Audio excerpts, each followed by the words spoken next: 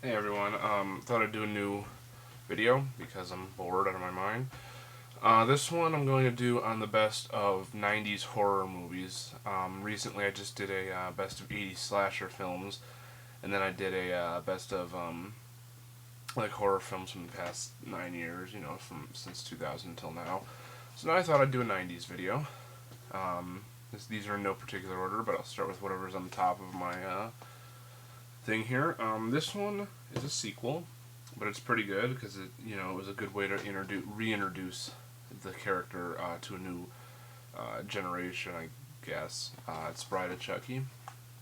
This one was this one was kind of fun. I mean, it wasn't really a horror movie anymore by this point. It was more of a comedy, but it was still a good way to bring back the character because this came out in '98 and. Chucky hadn't been on screen since '91, so it had been 7 years, and it was a good way to bring him back. It was a fun, interesting movie. Seated Chucky went a little bit too far, and it was okay, but it was really, really fucking stupid. So next up, I believe this came out in '99. It is End of Days with Arnold Schwarzenegger. This movie's actually really, really good. A lot of people shit on this movie. But I don't know. I really enjoyed this movie. I think this movie is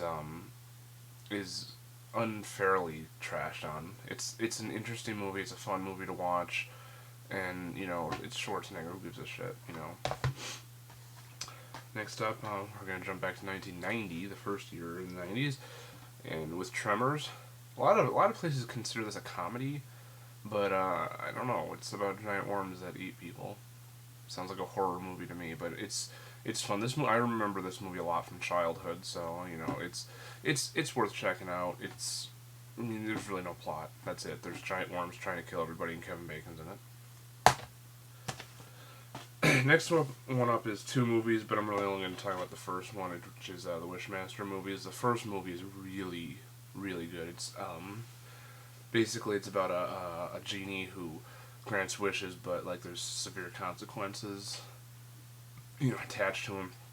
This movie actually has a lot of people from other horror movies. Robert Englund's in it, Kane Hodder's in it, Tony Todd's in it.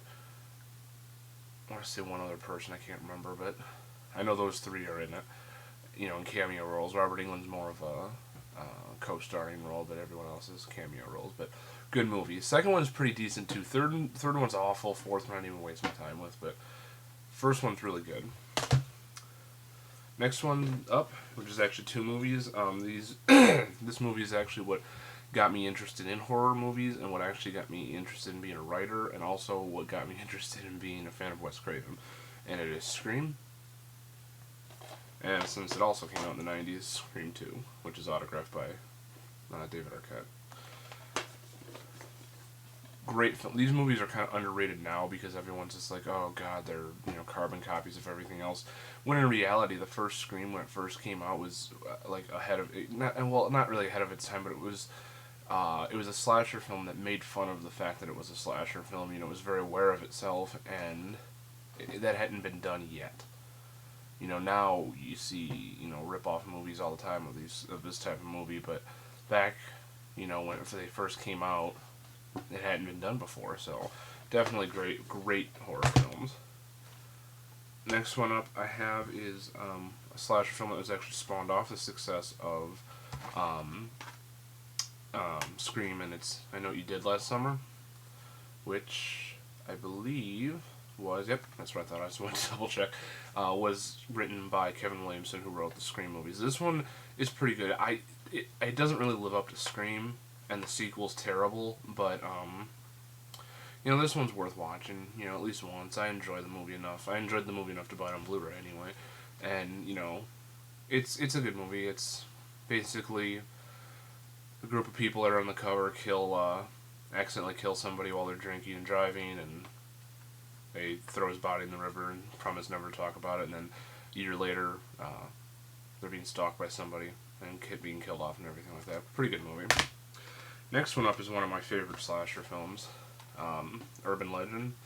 I like this movie because it was kind of an original idea, killing people in an urban legend way. The sequel's terrible because I actually have a written review for it somewhere online. Like, only one person is killed with an urban legend in the second one. Not so cool in this one, but this one was pretty good. It's got Alicia Witt and Rebecca Gayheart and Tara Reid, unfortunately. But then, you know, it's a good movie. I'd check it out. Actually, Danielle Harris is in this movie, from the little girl from the Halloween films. Didn't even know that until I think last year. Didn't even know that was her.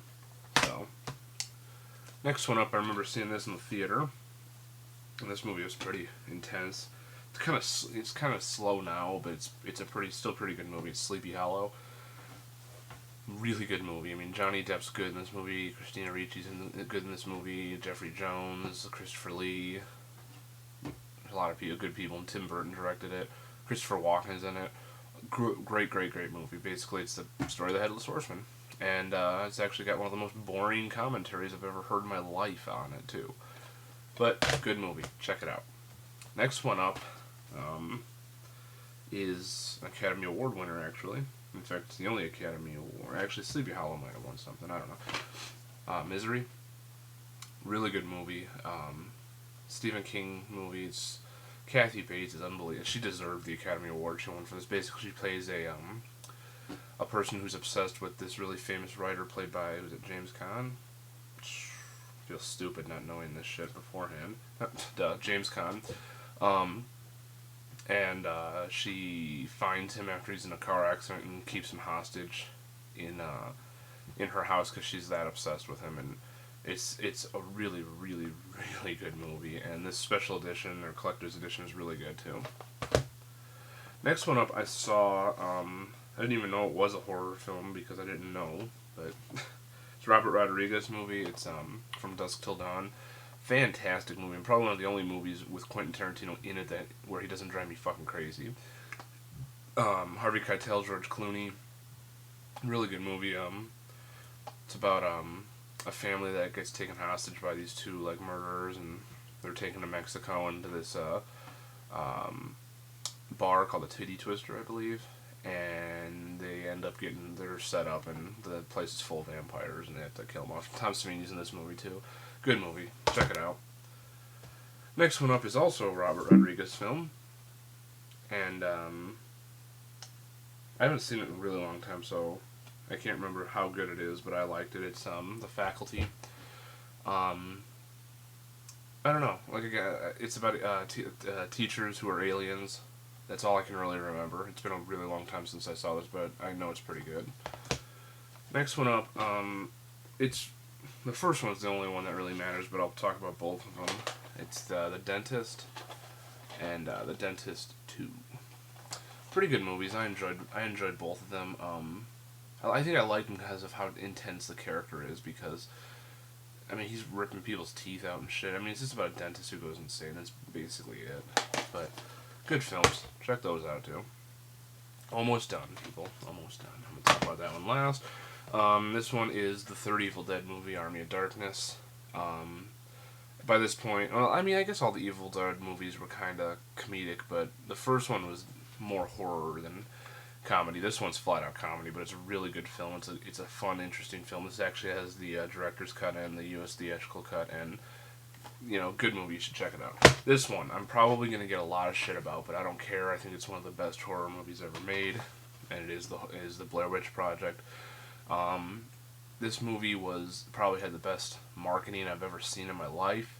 It wasn't flat out original since this story had been done before, but the way they filmed it was scary as shit. The way it ended, I don't care what anybody. If you see the documentary and then watch the movie again, the ending is scary as shit.